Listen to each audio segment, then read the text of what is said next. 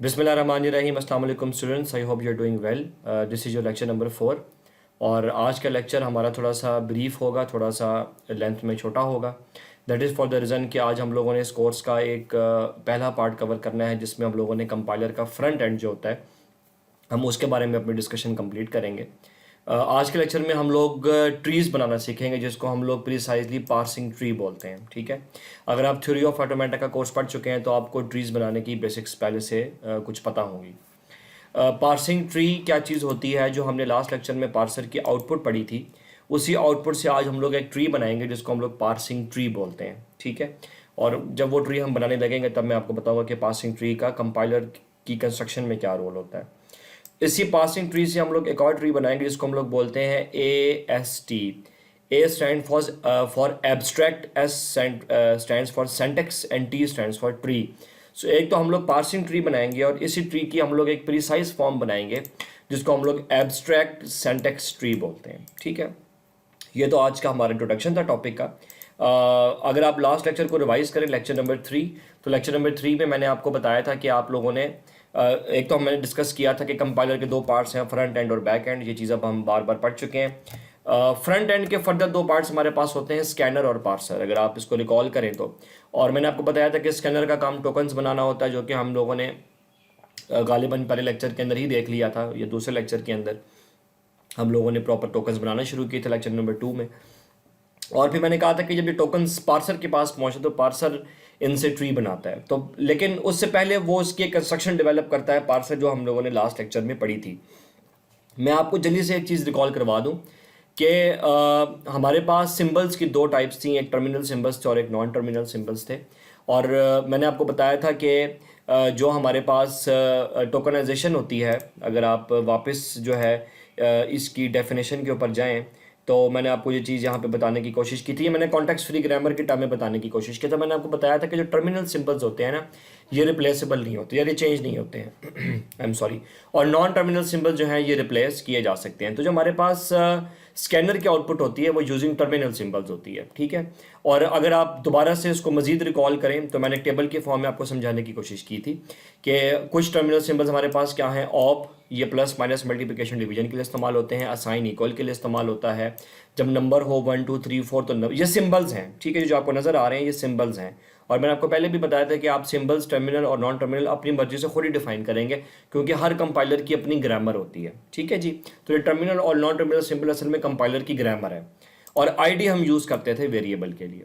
फिर अब आप आए नॉन टर्मिनल सिंबल्स की तरफ। मैंने आपको बताया था कि जो पार्सर होता है वो दोनों टाइप के टर्मिनल जो है दोनों टाइप के सिंबल यूज़ कर सकता है, both terminal and non terminal symbols. और इसमें जो छोटा सा एक फ़र्क था वो मैं आपको एग्जांपल के थ्रू बता देता हूँ। आप याद करें कि हमारे पास जो स्कैनर होता है वो वेरिएबल के लिए सिंबल आईडी का इस्तेमाल करता है, जबकि पार्सर वेरिएबल के लिए सिंबल जो इस्तेमाल करता है वो टर्म का करता है। सिमिलरली हमारे पास जो स्कैनर होता है वो एक नंबर के लिए सिंबल नंबर इस्तेमाल करता है, जबकि अगेन जो हमारे पास जो होता है अपना पार्सर नंबर के लिए भी टर्म का सिंबल इस्तेमाल करता है। बस यही दोनों में एक बेसिक फ़र्क था। बाकी ऑप तो दोनों जगह पे इस्तेमाल होता है और असाइन भी दोनों जगह पे, op plus minus multiplication division के लिए और असाइन इक्वल के लिए। बाकी जो रूल्स थे वो मैंने आपको बता दिए। That was it. बस ये बात आपने ज़रूर याद रखनी है कि कौन सा सिंबल कहाँ पे इस्तेमाल होता है। तो मैं दोबारा से बता दूं कि हमारे पास जो पार्सर होता था वो वेरिएबल और नंबर दोनों के लिए टर्म सिंबल का इस्तेमाल करता था, जबकि हमारे पास जो स्कैनर है वो नंबर के लिए नंबर इस्तेमाल करता था, वेरिएबल के लिए आईडी इस्तेमाल करता था। बाकी ऑपरेटर्स के लिए प्लस माइनस मल्टीप्लिकेशन डिवीजन और इक्वल असाइन के लिए। बाकी जो एक्सप्रेशन है ये मैंने आपको बता दिया था कि ये दो जगह पे इस्तेमाल होता है। एक तो असाइन के बाद फॉरन एक्सप्रेशन आ जाता है, और किसी भी ऑपरेटर के बाद, जैसे ये प्लस आ रहा था, इसके फॉरन बाद एक्सप्रेशन आ जाता है, और बाकी पीछे वाला जो है वो चला जाता है। तो होपफुली आपने ये एग्जाम्पल्स बहुत ज़्यादा ध्यान से पढ़ी होंगी। ये एक प्रैक्टिस प्रॉब्लम था, तो मैं अपना लेक्चर नंबर 4 इसी प्रैक्टिस प्रॉब्लम से स्टार्ट कर लेता हूँ। ये प्रैक्टिस प्रॉब्लम मैंने आप लोगों को वैसे तो 2 दिए थे, मैं आपको उनमें से एक का सोल्यूशन बता रहा हूँ। तो ये इस प्रैक्टिस प्रॉब्लम का सोल्यूशन मैंने यहाँ पे लिखा हुआ है, मैं क्विकली इसको यहाँ पे बता रहा हूँ। वैसे तो आप लोगों में से बहुत सारे स्टूडेंट्स ने इसको कर लिया था। सबसे पहले हमारे पास x है, तो x के लिए जो हमारे पास सिंबल यूज़ होगा वो होगा टर्म, क्योंकि पार्सर वेरिएबल के लिए सिंबल टर्म यूज़ करता है। फिर अगली चीज़ हमारे पास क्या है, इक्वल के लिए हमारे पास क्या यूज़ होगा, असाइन। ठीक है, अब आप याद करें कि मैंने आपको बताया था कि जब भी हमारे पास असाइन आएगा तो असाइन के फ़ौरन बाद क्या आ जाएगा, असाइन के फ़ौरन बाद हमारे पास एक्सप्रेशन आ जाएगा। ठीक है जी, ये रूल था, ये मैंने आपको बताया था। और आज आपको जब बात समझ आएगी जब हम लोग ट्रीज़ बनाएंगे कि हम लोग ऐसा करते क्यों हैं, क्योंकि हम लोग लॉजिक डेवलप करने की कोशिश करते हैं। बस फिर 3 हमारे पास क्या है, ये 3 हमारे पास टर्म है। फिर अगेन क्योंकि एक ऑपरेटर आ रहा है, मैंने बताया था कि जब ऑपरेटर आ जाए मल्टीप्लिकेशन, डिवीजन, सब्ट्रैक्शन, तो ये पीछे वाला सारा चला जाता है और इसकी जगह क्या आ जाता है, एक्सप्रेशन। तो ये वाला एक दफ़ा दोबारा लिखा जाएगा। आप में से कोई मुझसे सवाल भी पूछ रहा था, तो ये जो पीछे रह जाता है ये एक दफ़ा दोबारा लिखा जाता है। ठीक है जी। अब फिर आगे हम इसको प्रोसीड करेंगे। फिर ये मल्टीप्लिकेशन एक ऑपरेटर है, फिर वाई एक टर्म है। ठीक है जी, क्योंकि वेरिएबल है। जब भी आपके पास ये 3 वर्ड्स एक साथ आ जाएं, एक्सप्रेशन और टर्म, तब कन्फर्म आपके पास एक्सप्रेशन आता है। नहीं तो रूल तो आप जानते ही हैं, या तो यूं कर लें कि जब एक्सप्रेशन ऑफ टर्म आए तो एक्सप्रेशन आएगा, वरना रूल तो आप जानते हैं कि जब भी कोई ऑपरेटर आ जाए, प्लस माइनस मल्टीप्लिकेशन डिवीजन, तब भी हमारे पास एक्सप्रेशन का जो है वो सिंबल आता होता है। ठीक है जी। फिर हमारे पास अब ये प्लस एक ऑपरेटर है, टू एक टर्म है, फिर एक्सप्रेशन ऑफ टर्म आ गया तो फिर एक्सप्रेशन आएगा, वरना क्योंकि ऑपरेटर आ रहा है तो भी एक्सप्रेशन आएगा। ये दोनों तरीक़ों से आप समझ सकते हैं, अब आपको समझ भी आ जानी चाहिए। देन हमारे पास ऑप है और जेड हमारे पास एक टर्म है। ठीक है, और उसके बाद दोबारा हमारे पास लास्ट में क्या आ गया, एक्सप्रेशन आ गया। तो ये एक प्रॉब्लम का सलूशन था। दूसरा प्रॉब्लम भी था, वो अब आप खुद कर सकते हैं, क्योंकि मेरे ख्याल है हमने तकरीबन 4 एग्जांपल्स कर ली हैं, तो होपफुली आपको पार्सिंग का प्रोसेस समझ आ गया होगा। ओके जी, ये तो महज मैंने लास्ट लेक्चर की रिवीजन आपको बताई और जो प्रैक्टिस प्रॉब्लम था उसका सलूशन बताया। आज का लेक्चर आपने ध्यान से सुनना है, क्योंकि इस लेक्चर के अंदर हम लोग ट्री कंस्ट्रक्ट कर रहे हैं। इसको हम लोग पार्सिंग ट्री बोलते हैं। ये ट्री हम बनाएंगे कैसे, उसी पार्सर की आउटपुट से हम लोग ट्री बनाएंगे। तो आज के लेक्चर में हमने बस ट्री ही पढ़ना है, ट्री और एब्स्ट्रैक्ट सिंटैक्स ट्री। ये इसलिए कि यहाँ पे हम लोग कंपाइलर का फ्रंट एंड कंप्लीट कर लेंगे। फिर हम इसके बारे में इस लेक्चर के एंड में थोड़ी सी डिस्कशन भी करेंगे कि स्कैनर और पार्सर और मतलब फ्रंट एंड ने ओवरऑल क्या वर्किंग की, और कंपाइलर की जो कंस्ट्रक्शन होती है उसमें फ्रंट एंड का रोल क्या था।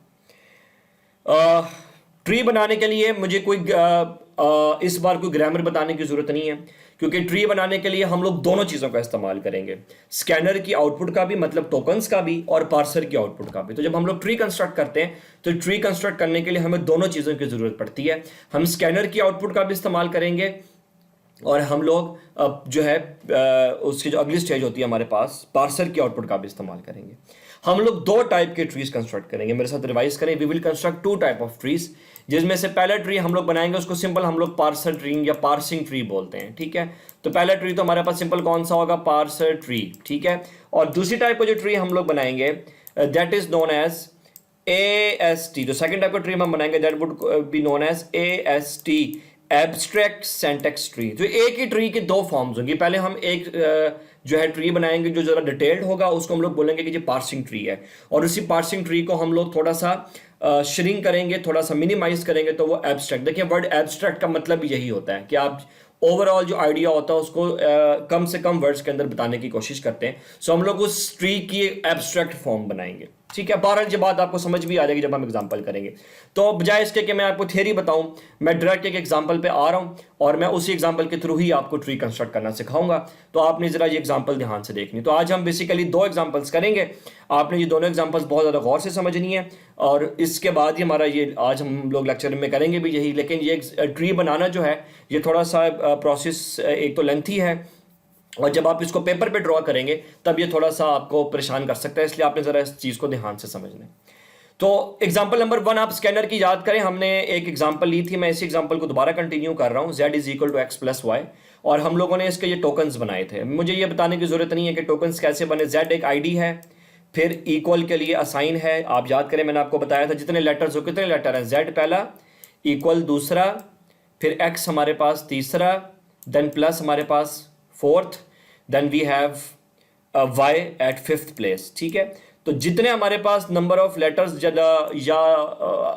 क्या कहना चाहिए कि नंबर ऑफ सिंबल्स कह लें, क्योंकि ये z x ये सारे सिंबल्स ही हैं। z वेरिएबल के लिए इस्तेमाल होता है, इक्वल असाइन के लिए इस्तेमाल होता है। आप लेटर्स कह लें या आप इनको करेक्टर्स कह लें तो ज़्यादा बेहतर है। हर एक करेक्टर के लिए एक टोकन बनता है। ठीक है, ये बात अब आपको याद होनी चाहिए, मुझे ये बताने की ज़रूरत नहीं है। तो हमने 5 जो है करेक्टर्स के अगेंस्ट 5 टोकन्स ही जनरेट किए हैं। सो z के लिए हम लोग आईडी इस्तेमाल करते हैं, क्योंकि मैंने आपको बताया था कि जो स्कैनर होता है वो जिन टर्मिनल सिंबल्स का इस्तेमाल करता है उसमें आईडी है, ऑपरेटर है, असाइन है और नंबर है। जो यहाँ पे आपके सामने लिखे हुए भी हैं। देन असाइन इक्वल, उसके बाद एक्स के लिए आईडी और ऑप प्लस के लिए और आईडी वाई के लिए, ठीक है, क्योंकि ये एक वेरिएबल, ये तो हमने टोकन्स बना लिए। ये मैं आपको दोबारा से रिवाइज इसलिए करा रहा हूँ कि जब हम ट्री बनाएंगे तो अब ट्री में हमने दोनों चीज़ों का इस्तेमाल करना है। हमने इसी एक्सप्रेशन के टोकन्स को भी इस्तेमाल करना है और इसी एक्सप्रेशन के हम लोगों ने इसकी आउटपुट बनाई थी पार्सर की, उसको भी इस्तेमाल करना। तो ये दोनों जब आप सामने रखेंगे तभी आपको ये बात क्लियरली समझ भी आएगी, ठीक है जी, ओके। और इसी एग्जाम्पल की, इसी को हम लोग स्ट्रीम ऑफ टोकन्स कहते हैं। इसी एग्जाम्पल का हमने पार्सिंग सीक्वेंस भी बनाया था, जो अब आपको मैं रिवाइज पूरा तो नहीं करा सकता, मैं ये बता सकता हूँ कि z क्या है, एक टर्म है, फिर इक्वल के लिए असाइन, जब असाइन आ जाए तो फिर एक्सप्रेशन आ जाता है, ठीक है। फिर उसके बाद x है तो ये एक टर्म है, तो एक्सप्रेशन के बाद टर्म आ गया, फिर ये सारा कुछ चला गया, ठीक है। पीछे हमारे पास रह गया प्लस y, क्योंकि प्लस है ऑपरेटर आ गया तो फिर एक्सप्रेशन आएगा। फिर हमारे पास जो ऑप है, प्लस की जगह ऑप आ गया, फिर y हमारे पास एक टर्म है, ये हमारे पास पार्सर की आउटपुट थी, ठीक है। तो अब मेरे ख्याल में कि आपको पार्सर की आउटपुट में प्रॉब्लम नहीं होना चाहिए। मैं इस तरह करता हूँ कि मैं यहाँ पे आपको ऐसे 1 सेकंड का पॉज दे देता हूँ।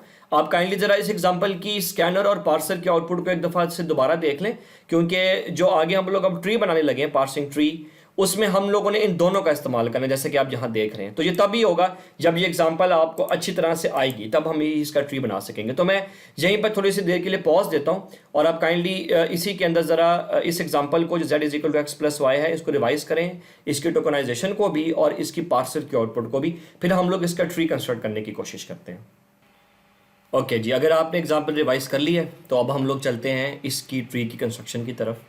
इसी एग्जाम्पल जो मैंने आपको बताई है z is equal to x plus y, मैं इसी एग्जाम्पल का आपको ट्री बना के दिखाऊंगा, z is equal to x plus y, और मैं इसके दोनों टाइप ऑफ ट्रीज आपको बना के दिखाऊंगा। एक तो हम पहले बनाएंगे उसका पार्सिंग ट्री, ठीक है, और फिर हम इसी पार्सिंग ट्री से बनाएंगे abstract syntax tree, AST, A for abstract, S for syntax and T for tree, मैंने आपको पहले भी बताया।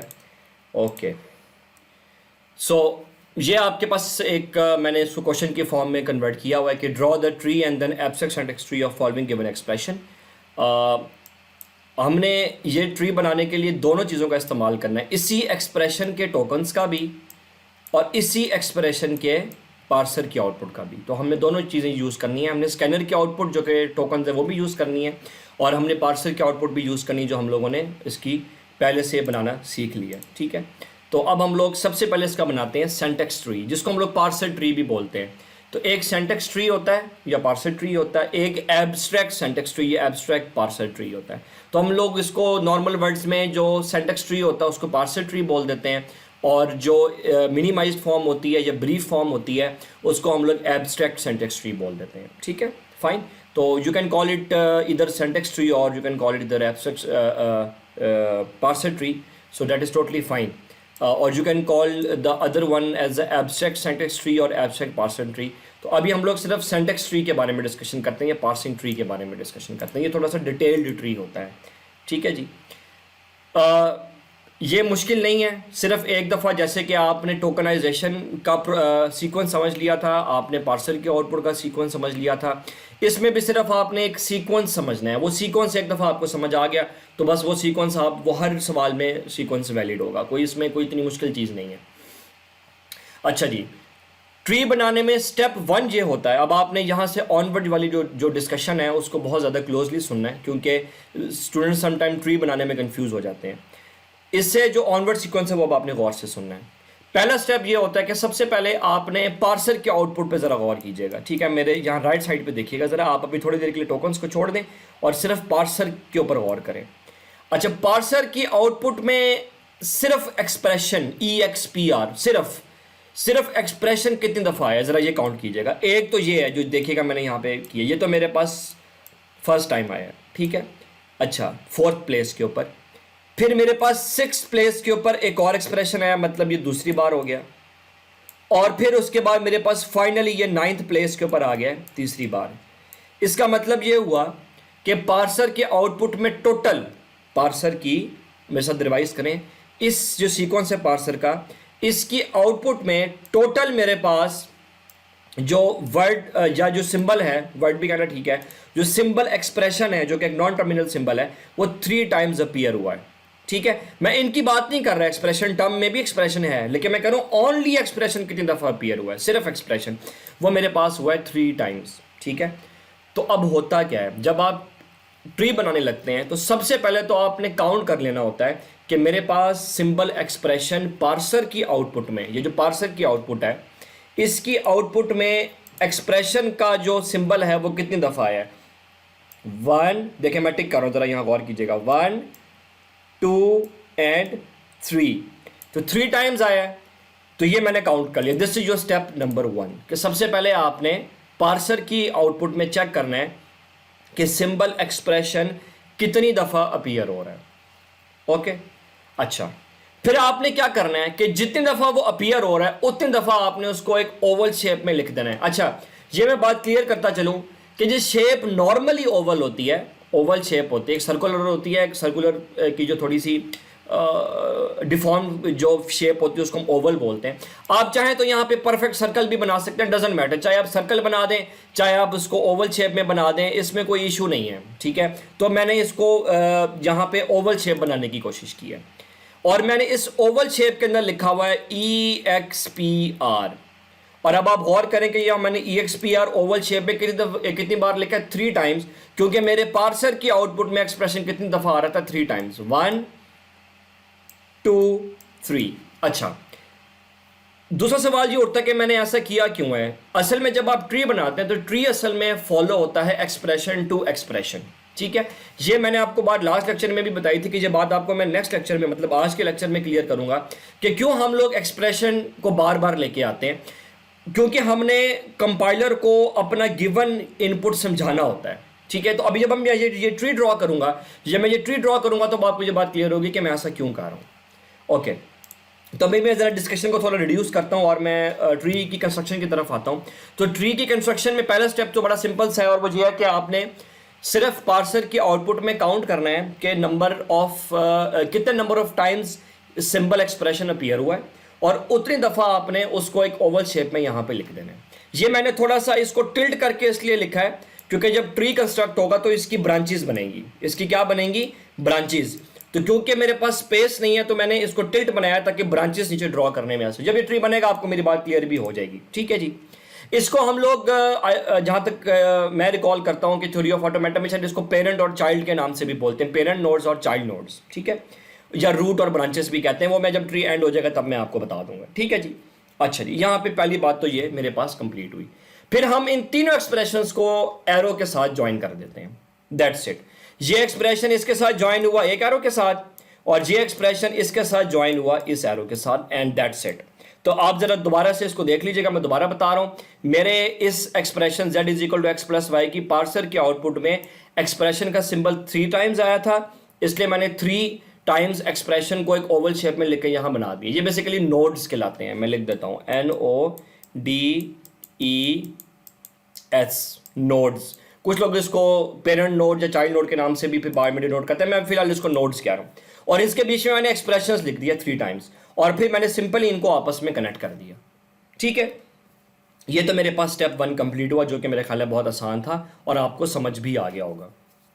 ओके, अच्छा, अब एक और बात मैं यहां पे क्लियर करता चलूं कि इस ट्री को ड्रॉ करने में 2 अप्रोचेस हो सकती हैं। ठीक है, कुछ लोग इस ट्री को ड्रॉ करते हैं इस स्ट्रैंड के अंदर, इसको बोलते हैं कि आप टॉप से बॉटम की तरफ मूव करेंगे, मतलब आप ट्री के टॉप से स्टार्ट करेंगे और आप इसके बॉटम की तरफ जाएंगे, मतलब इस स्ट्रैंड में। ठीक है, ये तो एक अप्रोच है, क्योंकि जब आप ट्री ड्रॉ कर लेंगे तो ट्री ड्रॉ करने के बाद कोई ये नहीं बता सकेगा कि ये टॉप से बॉटम बना था या बॉटम से टॉप बना था, क्योंकि दोनों केसेस में ट्री की शेप तो एक जैसी बनेगी। ठीक है, सो ये सिर्फ आपकी आसानी के लिए। दूसरा ट्रेंड इसमें होता है कि आप इसको बॉटम से टॉप कंस्ट्रक्ट करें, जो कि मैं अप्रोच इस्तेमाल करता हूं। तो मैं आपको इस चीज़ में आज़ाद छोड़ता हूं कि आप टॉप से बॉटम बनाएं या बॉटम से टॉप बनाएं, डिपेंड्स ऑन यू कि आपको कहां से आसान लगता है। मुझे जो चीज़ आसानी इसमें लगती है, या जो आप कह दें कि एक जनरल एक जो कन्वेंशनल मेथड है, वो ये कि आप बॉटम से टॉप मूव करते हैं, क्योंकि बॉटम से एक्सप्रेशन स्टार्ट हो रहा होता है, और फिर ये ब्रेक होता टॉप तक जाता है, जैसे यहाँ पे हो रहा है। ये टोकनाइजेशन में भी और पार्सिंग में भी। इसलिए हम लोग इसको बॉटम से टॉप ड्रॉ करेंगे। तो मेरे ट्री का जो ऑर्डर है वो इस तरह होगा। ये एरो मैं आपकी आसानी के लिए यहाँ ड्रॉ कर रहा हूँ। ठीक हो गया जी, फाइन। तो बल्कि मैं इनफैक्ट इस एरो को यहाँ पे ड्रॉ करके छोड़ देता हूँ ताकि आपको ये ट्रेंड पता चल जाए। ठीक हो गया। सो पहली बात मैंने स्टेप, ये मैं इसलिए बार बार रिवाइज करा रहा हूँ ताकि जब आप इसको पढ़ें बाद में तो आपको मुश्किल ना हो। स्टेप 1 वाज कि मैंने अपने पार्सर के आउटपुट में जो भी एक्सप्रेशन मुझे दिया हुआ था उस एक्सप्रेशन की जो मैंने पार्सर की आउटपुट बनाई थी उसमें मैंने काउंट किया कि एक्सप्रेशन कितनी बार आ रहा है, मैंने उतनी बार यहाँ लिख दिया। फिर मैंने स्टेप 2 में इनको एरो से ज्वाइन कर दिया और मैंने आपको एक चीज़ बता दी कि इसको 2 ट्रेंड्स में ड्रॉ किया जा सकता है, top to bottom and bottom to top. The trend we are going to follow is bottom to top trend, कि मैं बॉटम से स्टार्ट करूंगा ट्री के और मैं इसके टॉप की तरफ जाऊंगा। हम उसको ऐसे भी कहते हैं कि मैं ब्रांचेस से स्टार्ट करूंगा और मैं रूट तक जाऊंगा। रूट टू ब्रांच, ये इसकी रूट है। या तो मैं रूट से ब्रांचेस की तरफ मूव करूंगा या ब्रांचेस से रूट की तरफ मूव करूंगा। ये मैं एंड में बात क्लियर करूंगा बजाय इसके कि आप अभी इसको लेके कंफ्यूज हो, तो हम इसको बाद में आराम से क्लियर करेंगे। चले जी, अब हम लोग आते हैं ट्री की कंस्ट्रक्शन की प्रोसेस की तरफ। मैं इस एरो को भी रिमूव कराऊं ताकि मेरे पास जरा स्पेस थोड़ी क्लियर नजर आए। अब आपने करना कुछ भी नहीं है, आपने पार्सर में जो एक्सप्रेशंस यहां पे लिखे हुए हैं आपने उस एक्सप्रेशन को उठाना है और आपने उससे बॉटम वाला चेक करना है। अब जरा इस बात को समझिएगा कि मैंने ये बात क्या की है। सबसे पहले तो आप गौर करें इस एक्सप्रेशन पे, जरा एनिमेशन पे। अब आपने मेरी वीडियो की के बजाय आपने ये गौर करना है स्लाइड्स के ऊपर। ये जो मैंने राइट साइड के ऊपर पार्सिंग का सीक्वेंस लिखा हुआ है, मैंने यहाँ पे एक एक्सप्रेशन को हाईलाइट किया, वो असल में ये वाला एक्सप्रेशन है। ठीक है जी, वो कौन सा है? ये वाला एक्सप्रेशन है। ये जो मेरा एक्सप्रेशन है, इससे पहले क्या हुआ था? इससे पहले मेरे पास 2 चीजें आई थी। इससे पहले मेरे पास, रिवाइज करें, 2 चीजें आई थी। एक मेरे पास आई थी चीज टर्म, एक मेरे पास क्या चीज आई थी, मेरे साथ रिवाइज करें, टर्म। और उस टर्म के बाद, क्योंकि आपको नजर भी आ रहा है कि टर्म के बाद क्या लिखा हुआ है, असाइन। तो अब मैंने चेक ये करना है कि इस एक्सप्रेशन से पहले मेरे पास क्या क्या आया था। इस एक्सप्रेशन से पहले मेरे पास 2 चीजें आई थी, एक आई थी टर्म, दूसरा आया था असाइन। मैं दोबारा से आपको रिकॉल करा देता हूं कि ये जो मैंने ट्री में ये वाला पहला एक्सप्रेशन लिखा हुआ है, ये मैंने बेसिकली लिखा है इसके लिए। ठीक है, इसके लिए। और ये वाला, अच्छा यहां पे ये सवाल भी पूछा जा सकता है कि ये वाला एक्सप्रेशन ये क्यों नहीं है? इसलिए कि ट्री में बॉटम से टॉप की तरफ लेके जा रहा हूं।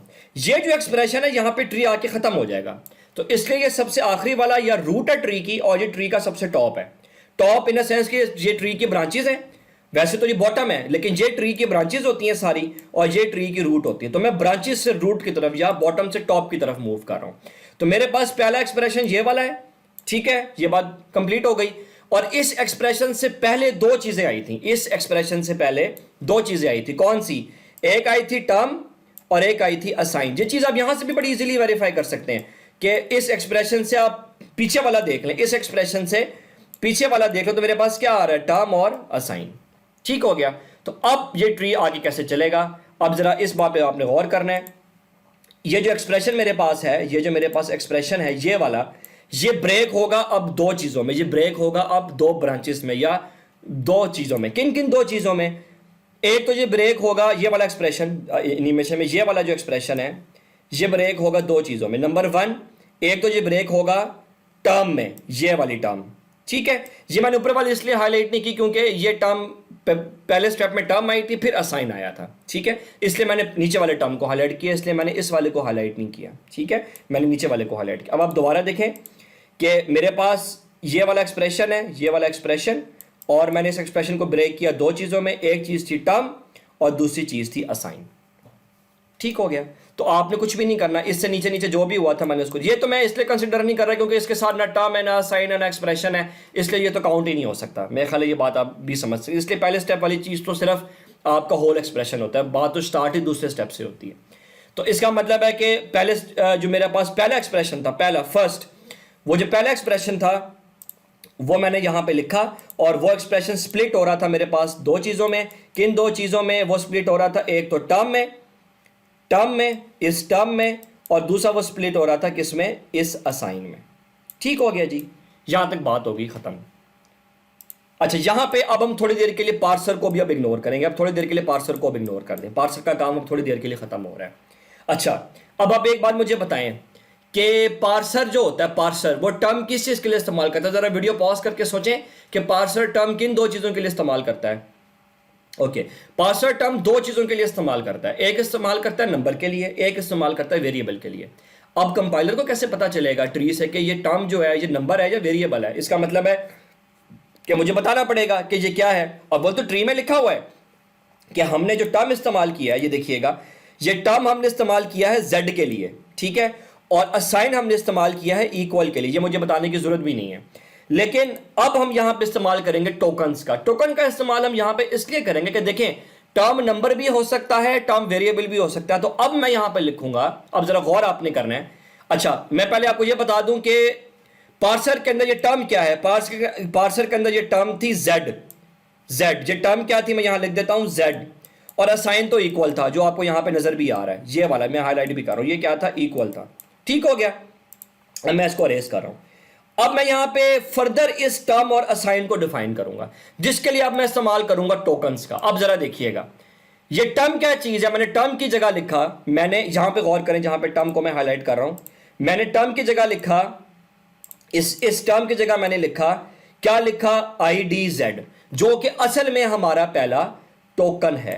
तो असल में अब ट्री में हम दोनों चीजों का इस्तेमाल करेंगे। ट्री में पार्सिंग भी इस्तेमाल होगी, पार्सर की आउटपुट भी, और ट्री में अब टोकन्स भी इस्तेमाल होंगे।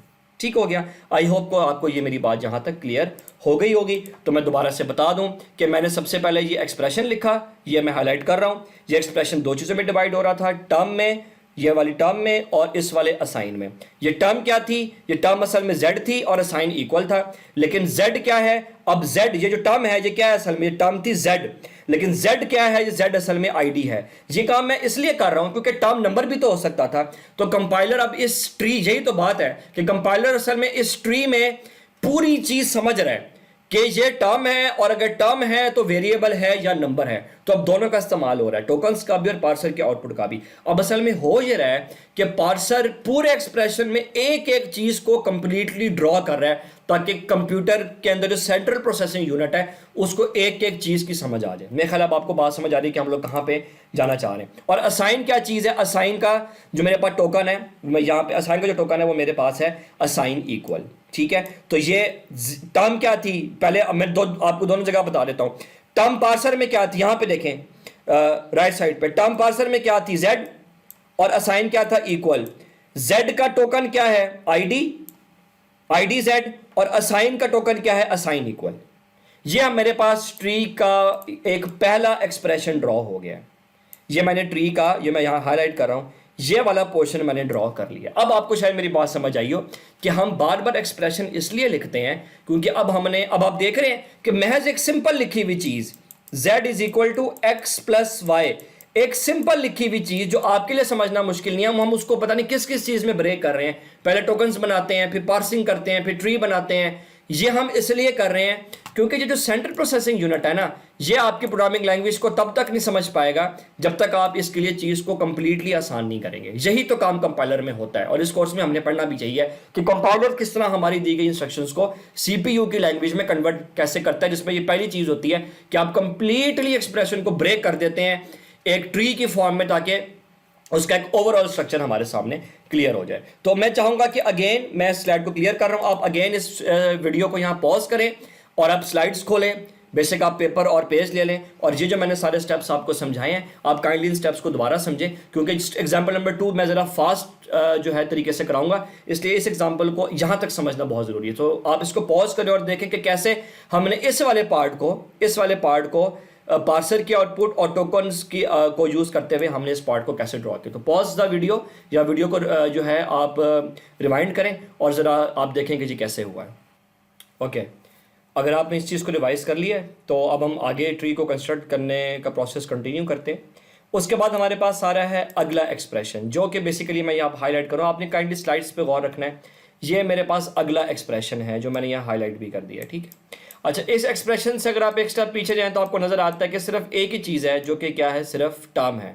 अच्छा, आपने सिर्फ चेक ये करना है कि जब मैं असल में हम मूव करते हैं एक्सप्रेशन टू एक्सप्रेशन, तो जब मैं यहाँ से यहाँ मूव किया तो इसके बीच में क्या क्या चीज़ें मेरे पास इन्वॉल्व थी, फिर मैं अब इस एक्सप्रेशन से दूसरे एक्सप्रेशन के बीच में मूव कर रहा हूँ तो इन दो इसके बीच में क्या क्या चीज़ें इन्वॉल्व हैं। तो इन दो एक्सप्रेशन के बीच में सिर्फ एक ही चीज़ आई है जो कि क्या है, सिर्फ टर्म है। तो ये वाला जो एक्सप्रेशन मेरे पास है, मेरे ख्याल आपको मेरी बात समझ आ रही हो कि एक्सप्रेशन तो हमने दोबारा, ये जो एक्सप्रेशन टर्म लिखा हुआ है ये तो इस एक्सप्रेशन की वजह से लिखा जा रहा है, ठीक है, जबकि हमने तो सिर्फ उस एक्सप्रेशन से आगे वाली चीज को ऑब्जर्व करना होता है। मेरे ख्याल आपको मेरी बात समझ आ रही है। सो इस ये जो वाला जो एक्सप्रेशन है ये सिर्फ एक ही चीज में डिवाइड होता है, जो कि क्या है, टर्म। क्योंकि इस एक्सप्रेशन से पहले, इस एक्सप्रेशन से पहले सिर्फ एक ही चीज है जो कि क्या है, टर्म है। और वो टर्म क्या थी जरा गौर कीजिएगा, क्योंकि अब आपको पार्सिंग का प्रोसेस आता है। वो टर्म थी हमारे पास, वो टर्म थी हमारे पास x, वो टर्म हमारे पास क्या थी, x।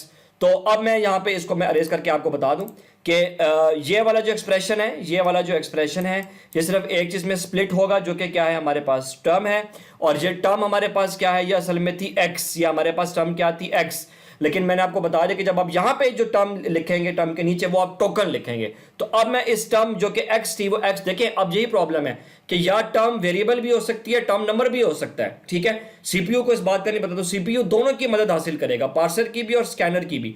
तो पार्सिंग से वो ट्री बनाएगा और स्कैनर उसको बताएगा कि वो एग्जैक्टली चीज क्या है। तो ये टर्म असल में क्या है, अब ये गौर कीजिएगा, मैं अब इस टोकन का इस्तेमाल करूंगा जिसको मैं यहाँ हाईलाइट कर रहा हूँ। ये टर्म असल में एक x है और ये x असल में id है।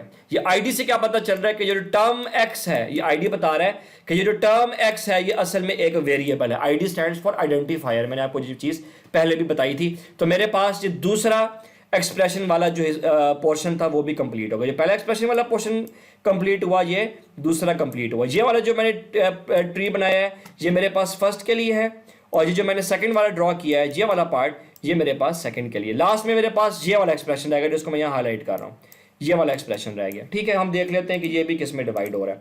ये वाला जो एक्सप्रेशन है ये अगेन दो चीजों में डिवाइड हो रहा है, किस में, ऑप और टर्म में, ऑप और टर्म में। अच्छा, अगर आप थोड़ा सा इसकी लॉजिक बनाना शुरू करेंगे ना तो ये चीज आप यहां से भी बता सकते हैं कि ट्री की ब्रांचेस कितनी होंगी। देखें मेरे पास टोटल ब्रांचेस होंगी 5, क्योंकि टोकन्स मेरे पास 5 हैं, ठीक है। मेरे पास ट्री की टोटल ब्रांचेस कितनी होंगी, टोटल ब्रांचेस 5 होंगी। ये काउंट कीजिएगा 1 2 3, यहां तक तो कंप्लीट हो गया, पीछे 2 रहेगी, वो ये 2 टोकन्स हैं। तो आप थोड़ी सी जब आप इसकी प्रैक्टिस करेंगे तो आपको वैसे ही लॉजिक क्रिएट होना शुरू हो जाएगी, ठीक है।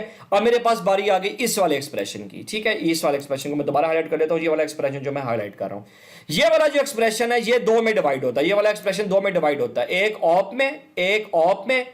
ऑप क्या है, प्लस, ऑप क्या है, प्लस। अगर आपने इसकी प्रैक्टिस की थी जो है अपना पार्सिंग प्रोसेस की, तो अब आपके लिए प्रॉब्लम नहीं होना चाहिए। ऑप क्या है, प्लस, और टर्म क्या है, वो एक वेरिएबल y है। चले, सो ये एक्सप्रेशन 2 चीजों में डिवाइड हो रहा है, 2 चीजों में। पहली चीज मेरे पास क्या है, ऑप, पहली चीज क्या है, ऑप, ठीक है। और दूसरी चीज मेरे पास क्या है, वो है टर्म, ठीक है जी। तो ये एक्सप्रेशन मेरे पास 2 चीजों में स्प्लिट हुआ, ऑप और टर्म में, ऑप और टर्म में, ठीक हो गया। बस एंड में सिर्फ आपने ये बताना है कि ऑप कौन सा है और टर्म कौन सी है। ऑप था मेरे पास प्लस, ऑप मेरे पास क्या था, प्लस, जिसका टोकन क्या है, क्योंकि पार्सिंग और टोकनाइजेशन में दोनों प्लस माइनस मल्टीप्लिकेशन डिवीजन के लिए ऑप का इस्तेमाल करते हैं। तो ऑप का जो टोकन बनेगा वो यही बनेगा जो आपको यहां पे मैंने हाईलाइट कर दिया, ऑप और प्लस। ये चीज आपको याद भी होगी कि जब ऑपरेटर हो तो यही टोकन बनता है।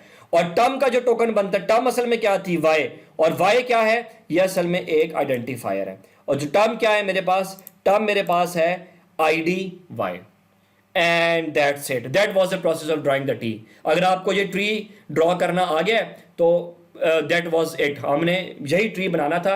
अब अगर आप इस ट्री को गौर से देखें, मैं जल्दी से पहले आपको बता दूं, एक क्विक रिव्यू दे दूं इस एग्जांपल का। मैं बार बार इसलिए बता रहा हूं ताकि आपको समझने में मुश्किल ना हो, क्योंकि ये प्रोसेस बोर्ड पे समझाने वाला है और स्लाइड्स के थ्रू बाज़ दफ़ा कोई पॉइंट मिस हो जाता है, इसलिए मैं इसको बार बार रिवाइज करता हूँ। सबसे पहले हमारे पास इसके अंदर टोटल 3 एक्सप्रेशन थे, 1 2 and 3, ये 3 एक्सप्रेशन आगे मैंने इनको ज्वाइन किया। हर एक्सप्रेशन के पार्ट को मैं अलग अलग डील करूंगा, हर एक्सप्रेशन के पार्ट को मैं अलग अलग डील करूंगा, ठीक है। मेरे पास पहला एक्सप्रेशन डिवाइड हो रहा था टर्म और असाइन में, टर्म और असाइन में। टर्म क्या थी, ID, और असाइन क्या था, इक्वल, या इसमें दोनों इन्वॉल्व हैं। अब टोकनाइजेशन भी इन्वॉल्व है, पार्सिंग भी। दूसरा एक्सप्रेशन सिर्फ टर्म में स्प्लिट हो रहा था, सिर्फ टर्म में, जो कि मेरे पास क्या थी, ID। तो ये मेरे पास क्या बन गया, ID X। टर्म क्या थी, ID X। आखिरी वाला एक्सप्रेशन 2 पार्ट्स में डिवाइड हो रहा था, ऑप और टर्म में, या 2 सिंबल्स में, आप जो मर्जी कह लें, ऑप और टर्म में, ऑप और टर्म में। ऑप मेरे पास क्या था, प्लस, और टर्म मेरे पास क्या थी, ID Y, ठीक है। That's it. अगर आप इसको जरा गौर से देखें तो आप सिर्फ ये इस चीज को समझने की कोशिश करें कि z is equal to x plus y कितना ज्यादा डिवाइड हो चुका है। पहले इसके टोकन्स बने, फिर इसकी पार्सिंग हुई, फिर उसका इतना डिटेल ट्री बना। ये इसलिए हो रहा है कि देखें, मैं इसकी मिसाल ऐसी भी देता होता हूँ, जैसे आप ह्यूमंस हैं ना, आपके ह्यूमंस के अंदर जब आप कोई चीज़ समझते हैं, आपके ब्रेन के अंदर भी जो न्यूरॉन्स होते हैं वो एक नेटवर्क बनाते हैं, और उस नेटवर्क से आप उस इंफॉर्मेशन को समझते हैं। इसको न्यूरल नेटवर्क भी बोलते हैं, ठीक है। मैं उस तरफ जाना नहीं चाह रहा, मशीन लर्निंग वगैरह की तरफ, लेकिन मैं सिर्फ बता रहा हूँ कि आपके ब्रेन में भी एक प्रोसेस है जिसकी वजह से इंफॉर्मेशन को समझने का एक प्रोसेस बिल्ड होता है। इसी तरह हमने कंप्यूटर को अपनी बात समझानी है using a programming language, and we are telling the computer that z is equal to x plus y, but computer needs to understand कि z क्या है, इक्वल क्या है, x क्या है, प्लस क्या है और y क्या है, ठीक है। तो ये काम हमारे लिए कौन करेगी? ये काम करेगी प्रोग्रामिंग लैंग्वेज, जो कि कंपाइलर है। वो हमारी दी गई इंस्ट्रक्शंस को कन्वर्ट करेगी लो लेवल लैंग्वेज में, जिसमें पहले वो टोकनाइजेशन करेगी, टोकन्स बनाएगी, फिर पार्सिंग करेगी और फिर उसका ट्री बनाएगी यूजिंग इट्स ओन ग्रामर। ये तो जो आईडी या टर्म या असाइन या ऑब या एक्सप्रेशन, ये तो हमारी ग्रामर है। हर प्रोग्रामिंग लैंग्वेज की अपनी ग्रामर होती है, लेकिन मोर और लेस प्रोसेस यही होता है। अगर आप इस स्लाइड को यहाँ पे 2 मिनट के लिए पॉज करें और आप ये कंप्लीट पिक्चर को जरा थोड़ी सी समझने की कोशिश करें कि ये असल में फ्रंट एंड की एक कंप्लीट, अभी तो हमने एब्स्ट्रैक्ट सिंटैक्स ट्री बनाना है, लेकिन मैं चाहता हूं कि आप यहाँ स्लाइड को पॉज करें जरा 2 मिनट और फिर दोबारा इस पिक्चर को जरा एक दफा एनालाइज करें और देखें कि किस तरह ये सारा प्रोसेस हमने किया है। ओके जी, अगर आपने ये एग्जांपल समझ लिया है तो और आपको समझ आ गया कि किस तरह हम लोगों ने ये ट्री ड्रॉ किया है, तो अब हम इस ट्री की एक दूसरी फॉर्म देखते हैं, जिसके बाद ये हमारे पास प्रोसेस कंप्लीट हो जाएगा। अब हम इसी ट्री से एक और ट्री कंस्ट्रक्ट करेंगे जिसको हम लोग बोलते हैं एब्स्ट्रैक्ट सिंटैक्स ट्री या AST। ये सिंटैक्स ट्री या ये जो हमने बनाया इसको हम लोग, मैंने आपको पहले भी बताया, हम लोग इसको सिंटैक्स ट्री भी कहते हैं, पार्सिंग ट्री भी कहते हैं। ये हमारे सिंटैक्स ट्री या पार्सिंग ट्री की रिड्यूस फॉर्म होगी, ठीक है। ये हमने अभी इसका ड्रॉ किया था जी सिंटैक्स ट्री, जो आप अभी ड्रॉ भी करके आए हैं, ठीक है। ये मैंने आपकी आसानी के लिए यहाँ पे इसको मेंशन कर दिया है। अब हम लोग आते हैं इसी ट्री की एक दूसरी फॉर्म में जिसको हम लोग बोलते हैं AST या एब्स्ट्रैक्ट सिंटैक्स ट्री, ठीक है। अच्छा जी, एब्स्ट्रैक्ट सिंटैक्स ट्री में व्हाई नॉट के मैं इसको पहले कंप्लीट बना दूं ताकि आपको आसानी हो। ये इसी ट्री का मैंने एक और ट्री बनाया है, इसको हम लोग बोलते हैं एब्स्ट्रैक्ट सिंटैक्स ट्री। जरा देखिएगा कि ये ट्री कैसे बना है। इस ट्री के अंदर हमारे पास एक्सप्रेशन वाला वर्ड आपको अब कहीं नजर नहीं आ रहा होगा, ठीक है। आपको ये मैं यहाँ पे कंप्लीट करता हूँ, आपको एक्सप्रेशन वाला वर्ड कहीं नजर नहीं आ रहा होगा, इसलिए कि जब एक दफा कंपाइलर ने सिंटैक्स ट्री बना लिया तो उसको एक जनरल स्ट्रक्चर समझ आ गई आपकी एक्सप्रेशन की कि ये एक्सप्रेशन है कि आप जरा इसको पढ़ने की कोशिश करें। मैं इसको हाईलाइट करता हूं, z is equal to x plus y, ठीक है। ये स्ट्रक्चर उसको समझ आ गई है, आपके कंपाइलर के फ्रंट एंड को जो स्ट्रक्चर समझ आ गया, वो स्ट्रक्चर को रिड्यूस कर रहा है। रिड्यूस कैसे कर रहा है? जब उसको जो सारी स्ट्रक्चर समझ आ गई तो उसने एक्सप्रेशन, ये चीजें सारी उसने निगलेक्ट की, और अब उसने उसकी एक रिड्यूस फॉर्म बनाई है। उसने उसको लिखा है z, ठीक है। अब यहां पे एक्सप्रेशन नहीं लिखा हुआ, आपको कहीं पे भी यहां पे एक्सप्रेशन, अब आप उसने इनको रिमूव करके एक सिंपल सा ट्री बनाया। मैं उसको जरा शुरू से बनाता हूं। पहले उसने लिखा है, हमारे पास सबसे पहले लिखा है z, क्योंकि z is equal to x plus y में मैं यहां लिखता हूं z is equal to x plus y में पहली चीज क्या है? z, ठीक है। z का टोकन क्या है? ID z, ठीक है। ये हमने पहली चीज को डील कर लिया। अगली चीज का हमारे पास क्या है? इक्वल। तो हम उस बॉक्स में वही लिखेंगे जो हमारे पास चीज आ रही है, ठीक है। अगली चीज में मैंने क्या लिख दिया? इक्वल, और इक्वल का टोकन क्या बनता है? Assign equal. मेरे ख्याल अब आपको बात समझ आ रही है। अच्छा, उसके बाद अगली चीज क्या आ रही है? प्लस। ये प्लस इसलिए आ रहा है, बल्कि मैं अभी इसको यहां से अरेज करता हूं। चलें, आपके आसानी के लिए मैं पहले लिख देता हूं कि मैंने यहां पे लिख दिया, मैं इसको अरेज कर दूं जरा ताकि मेरे पास विजिबिलिटी इंक्रीज हो जाए। मैंने पहले लिख दिया एक्स और वाई। अगली चीज मेरे पास आ रही है एक्स और वाई, और ये दोनों आपस में क्या हो रहे हैं? ऐड हो रहे हैं। तो मैंने यहां पे लिख दिया प्लस। तो मैंने असल में ये चीज लिखी है, एक्स प्लस वाई का मैंने ये ट्री बना दिया छोटा सा एक, ठीक है। और इसको मैंने आपस में ज्वाइन कर दिया है। इसको बोलते हैं जी एब्स्ट्रैक्ट सिंटैक्स ट्री। इसमें इसको एक्सप्लेन करने की जरूरत नहीं है। और एक्स मैं अब हर किसी का टोकन लिख रहा हूं, आपने कुछ भी नहीं करना, आपने हर वर्ड को इटसेल्फ लिखना है। मैंने यहां z लिखा हुआ है, मैंने यहां पे इक्वल लिखा हुआ है, मैंने यहां पे x लिखा हुआ है, y लिखा हुआ है और प्लस लिखा हुआ है। बस आपने इनको लिख के आपस में ज्वाइन कर देना, दैट्स इट। और साथ साथ आपने उसके टोकन्स लिखते जाने हैं। ये मैंने साथ साथ उसके क्या लिख दिए? टोकन्स। मेरे पास स्पेस नहीं थी, इसलिए मैंने प्लस का टोकन जहां लिख दिया, वरना से मैं टोकन लिखा यहां पे जाता है, ठीक है। मैंने स्पेस। अब आप जरा इस एक्सप्रेशन को रीड करें, z is equal to x, z is equal to, I am sorry, z is equal to x plus y. इसको हम लोग बेटा बोलते हैं एब्स्ट्रैक्ट सिंटैक्स ट्री। यहां पे एक्सप्रेशन या ऑब या टर्म या असाइन अब कुछ भी यूज नहीं हो रहा, मैंने डायरेक्ट वो चीजें यहां पे लिख दी। वो इसलिए कि z का मतलब हम यहां पे समझ चुके हैं, इधर हम यहां पे इक्वल का मतलब समझ चुके हैं कि असाइन इक्वल, हम x को समझ चुके हैं कि वो id x था, y हमारे पास id y था, और ऑप हमारे पास प्लस था। इसलिए मैंने सबको रिमूव कर दिया क्योंकि मतलब समझ आ गया। एक ट्री के जरिए, सिंटैक्स ट्री या पार्सिंग ट्री के जरिए मैंने उसको श्रिंक करके एक छोटा ट्री बनाया जहां पे अब आपको एक्सप्रेशन, ऑप या टर्म, या इन अदर वर्ड्स हमें कहना चाहिए कि अब आपको नॉन टर्मिनल सिंबल नजर नहीं आ रहे, सिर्फ टर्मिनल सिंबल नजर आ रहे, इसलिए कि अब आपने ओवरऑल स्ट्रक्चर समझ लिया। तो मैंने इसको डायरेक्ट यहां पे लिखा है z, मेरे पास मैं यहां दोबारा समझा देता हूं, z is equal to x plus y. तो पहले मैंने लिखा z, ठीक है जी, उसका मैंने टोकन लिख दिया, फिर मैंने लिखा इक्वल, इनको ज्वाइन कर दिया, इक्वल का टोकन लिख दिया, फिर मैंने x और y लिखे, या मैंने x प्लस वाई पूरा लिख दिया, जैसे मर्जी समझ लें। ये मैंने लिख दिया x प्लस वाई, मेरे ख्याल है ये आपको समझ आ गई होगी बात। और फिर मैंने आपस में इनको भी यहां से, इस जगह से मैंने इनको भी ज्वाइन कर दिया, ये प्लस और इक्वल को। तो ये मेरे पास, और बाद में मैंने सबके टोकन्स लिख दिए। तो आपने इटसेल्फ वो करेक्टर्स लिख रहे हैं, z equal x plus y, z equal x plus y, और आप में जो इनके टोकन्स लेके इनको आपस में ज्वाइन कर देना है। ये चीज कहलाती है एब्स्ट्रैक्ट सिंटैक्स ट्री। ये एब्स्ट्रैक्ट इसलिए है कि इसको हमने, इसमें कितने थे देखें, मेरे पास स्टेप्स 1 2 3 4 5 6 7 और 8, जबकि इसमें कितने हैं 1 2 3 4 एंड 5, ठीक है। सिर्फ 5 नोड्स के अंदर ये ट्री पूरा होगा, जबकि ये 8 नोड्स में ट्री कंप्लीट हुआ था। तो ये ट्री ज़्यादा छोटा है as compare to this one, इसलिए हम लोग इसको बोलते हैं AST। इसी ट्री का एब्स्ट्रैक्ट फॉर्म है, ठीक है। असल में जो फ्रंट एंड की फाइनल फॉर्म होती है वो यही AST होता है, इसको हम लोग बोलते हैं एब्स्ट्रैक्ट सिंटैक्स ट्री। तो मैं यहाँ पे आपको एक कंप्लीट पिक्चर दिखा देता हूँ।